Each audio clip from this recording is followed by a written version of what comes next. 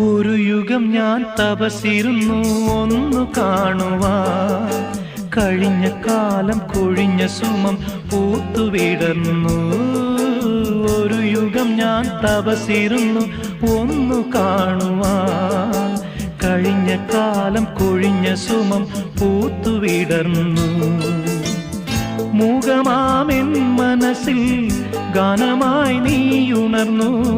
മൂകമാമെൻ മനസ്സിൽ ഗാനമായി നീയുണർന്നു.